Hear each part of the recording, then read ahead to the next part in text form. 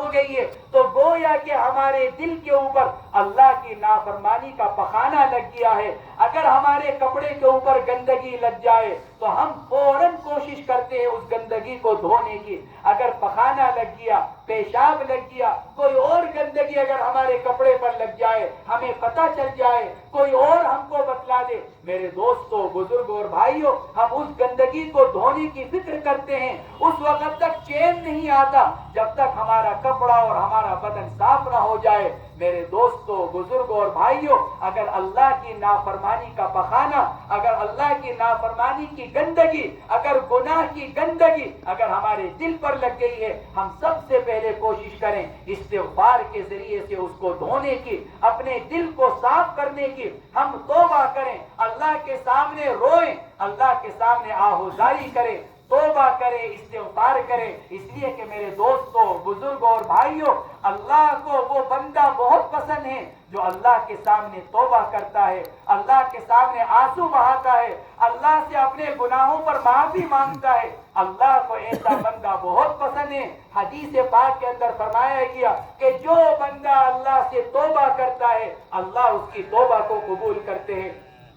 جو بندہ اللہ کے سامنے روتا ہے، اللہ رب العزت اس کے رونے کو قبول فرماتے ہیں۔ حکیم الاسلام،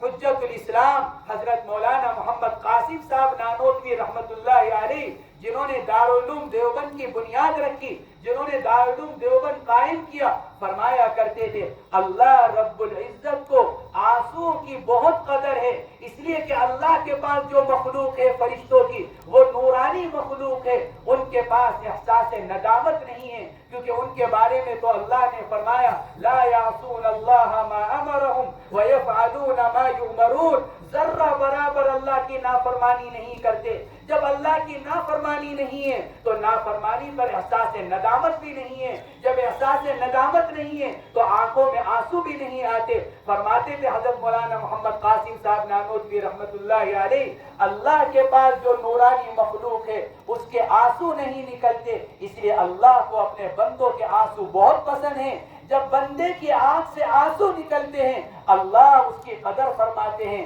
کیونکہ اللہ کی ایک صفت شکور ہے، شکور کے معنی ہے قدردان ہونے کے۔ اللہ نے اپنے بارے میں ارشاد فرمایا اللہ بڑا قدردان ہے، اللہ اپنے بندوں کے اعمال کی بڑی قدر کرتے ہیں، اپنے بندوں کی آنکھ سے نکلنے والے آنسو کی اللہ کے یہاں بڑی قدر ہے، اللہ اس کو حفاظت سے رکھتے ہیں، اللہ اس کی آبیاری کرتے ہیں، اور جب مرنے کے بعد یہ بندہ اللہ کے حضور پہنچتا ہے تو اللہ اس کے آنسو پر اس کو وہ مقام اور مرتبہ مرحمت فرماتے ہیں جس کی وجہ سے انسان فرشتوں سے بھی اوپر چلا جاتا ہے۔ اس لیے استغفار اور توبہ اللہ کو بڑا پسند ہے۔ میرے دوستوں، بزرگوں اور بھائیوں، جب اللہ نے شیطان کو جنت سے نکالا تھا اور زمین پر بھیجا تھا تو اس وقت شیطان نے اللہ سے